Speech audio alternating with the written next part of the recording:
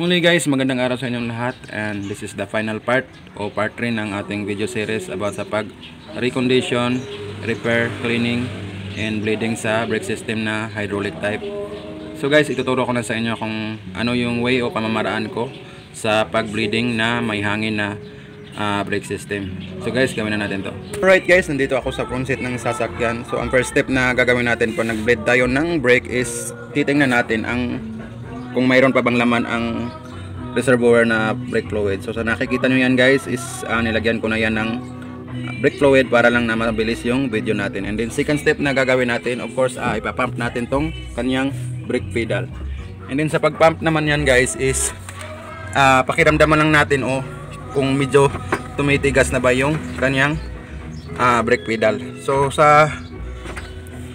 ayan, napump ko na siya guys, and then napifeel ko na tumitigas na ang kanyang brake pedal. So ang gagawin naman natin is pupunta tayo doon sa brake caliper kung saan natin siya i-bleed. So pupunta na ako doon guys.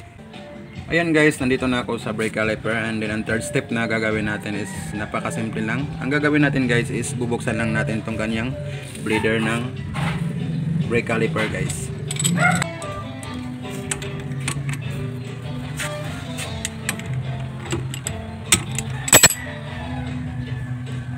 So yan guys, nakikita nyo yan, may lumalabas na yan na brake fluid. Yan, kung titingnan nyo yan guys, may bubbles pa siya. And then hintayin lang natin guys na lumabas na buo o yung tuloy-tuloy na yung pagdaloy ng kanyang brake fluid guys.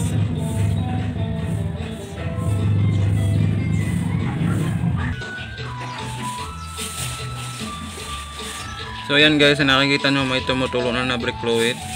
So wala na siyang bubble guys. Ayan, tumutulo na siya.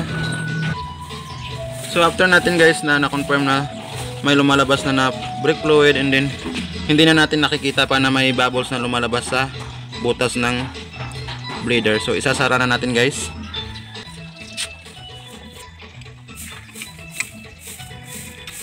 And then after natin masara guys, i-check natin kung hindi na ba malalim yung brake pedal. So ayan guys, nandito na ako sa front seat, and then check natin kung hindi na ba malalim yung kanyang brake pedal. So try kong i-pump. So ayan guys, hindi na siya malalim. Kunting tapak na lang, matigas na siya. So ibig sabihin yan guys, nawala na yung hangin sa brake system. Then try natin buksan ulit guys kung talaga bang wala nang hangin doon sa caliper ng brake. So ayan, buksan natin ulit guys. Then titingnan natin kung wala na bang bubbles na lumalabas sa dulo niya.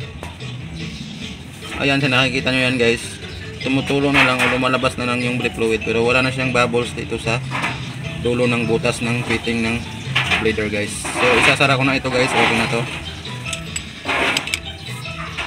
And then try natin ulit i-pump yung kanyang brake pedal.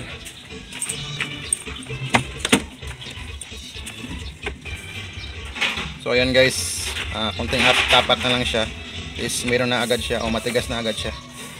So okay na yun guys, ganun lang kasimple ang blade ng ikaw lang mag-isa, hindi na kailangan pang i-pump pa o may taga-pump sa brake pedal. So sa nakikita nyo yan guys, ayan, napaka-konti lang na brake fluid na lumalabas. So nakaka-save tayo sa brake fluid guys, hindi gaya nung ipapump pa natin na tumatalsik pa yan yung brake fluid, kaya maraming brake fluid na nasasayang. At saka hindi rin maganda yun guys, kasi yung metal na natatalsikan is nagkukos yun ng kalawang, lalo na pag hindi agad siya natatanggal yung brake fluid na tumalsik sa metal. So guys, gagawin ko is tatanggalin ko na yung kabilang gulong, kasi itong side na to is ito yung right side guys. Inuna ko yung doon sa likuran right side, and then dito sa harap na right side. So sa kabila naman guys ang gagawin ko. So same procedure lang naman guys ang gagawin ko sa ginawa ko dito sa right side. So ayan guys, ito na yung kabila. So kung nakikita nyo yan guys, malambot lang siya ikutin, so hindi siya stuck. So guys, tatanggalin ko lang, and then nalagyan ng grasa yung rubber bolts nya o yung kanyang mga pins sa holder ng caliper. So tatanggalin ko na yan guys.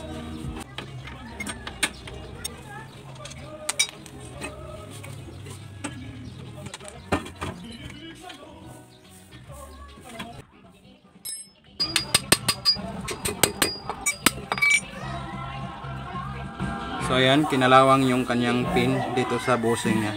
So sa kabila is naging issue niya is yung piston naman. Ito is kinalawang. Pero hindi naman siya stock up, pero maganda talaga na kondisyon yung brake. So lalagyan natin to ng grasa pag after natin malinis to.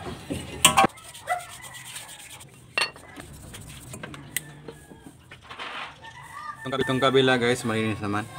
So di na natin kailangan pang lihain pa.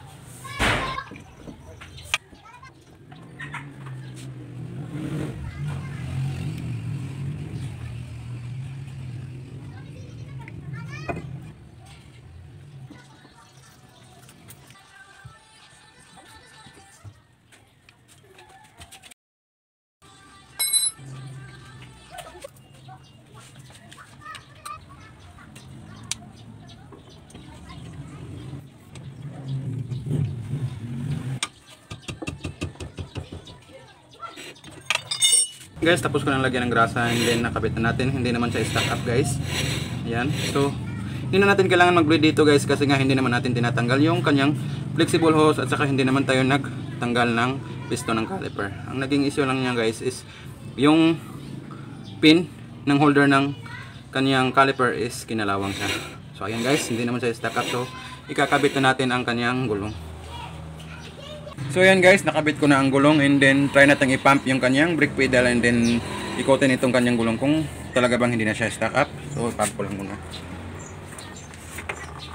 Ayan guys, isang sipa na lang siya. Yan, dalawahin natin. And then try natin na ikutin yung kanyang gulong. Yan guys, hindi na siya stack up. So last na lang guys is itong nasa huli guys. Sa right side, sa likuran. Ito na yung tatanggalin ko guys, and then lilinisan and then i-bleed natin yan guys.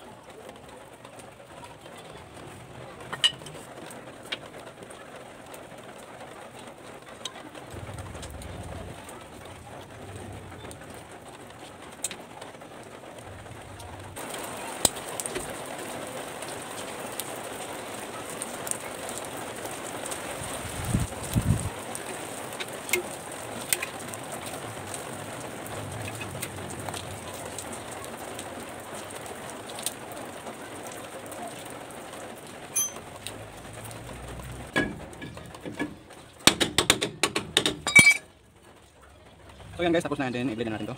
And then i-blade na natin to.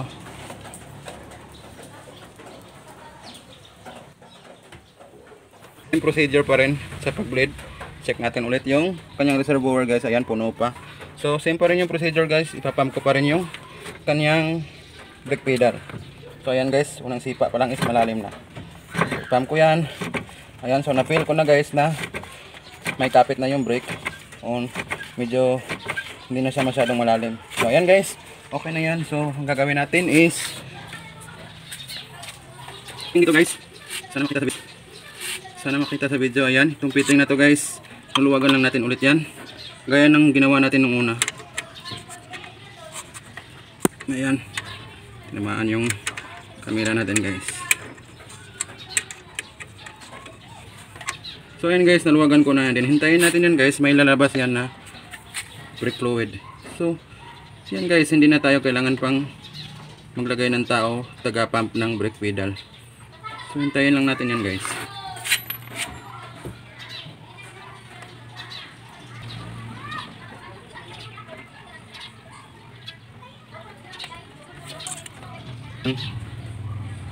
Brake fluid na lumalabas guys. So ang gagawin ko nito guys is hihigpitan ko ulit para mas madali yung trabaho natin. Hindi na lang natin hintayin pa na may lumabas pa na brake fluid.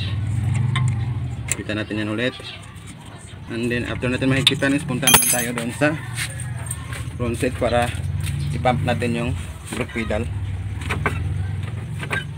So ayan guys, hindi na malalim, ano siya, hindi na malalim. So try natin ulit na buksan.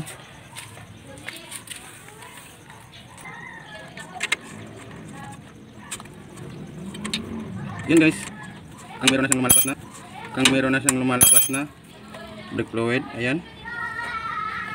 Ayan. So hindi masyadong klaro sa video guys. Tingnan natin dito sa ilalim. Ayan, tumutulo na siya guys.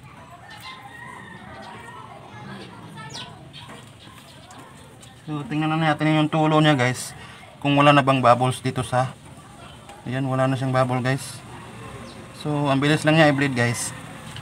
Hindi tulad nung ipapampa tapos bubuksan dito yung brake fluid guys, is tatalsik siya. So sa ganitong pamamaraan guys is mas mabilis lang compare sa ipump mo pa at buksan dito.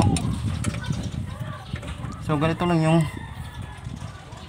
pamamaraan ko guys, o diskarte ko sa pag-bleed ng may hangin na brake. So tingnan natin ulit. Yan guys, hindi na siya malalis, hindi na siya malalim. Yan na yan.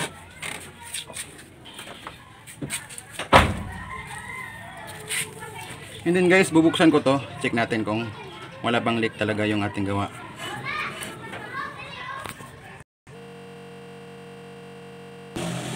Para lang ma-check ko kung talaga bang walang leak yung wheel cylinder.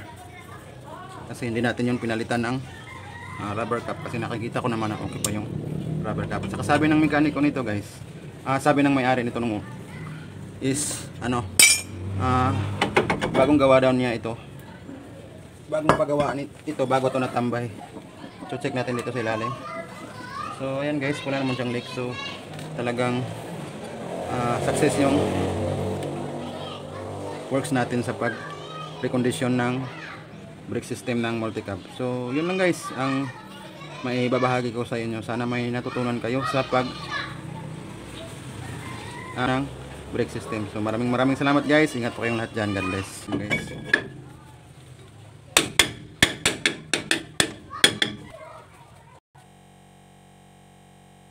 Talaga bang okay yung gawa natin na pag recondition ng brake? So ipapakita ko sa inyo guys para ma-prove talaga natin na ayos yung gawa natin. So test natin guys.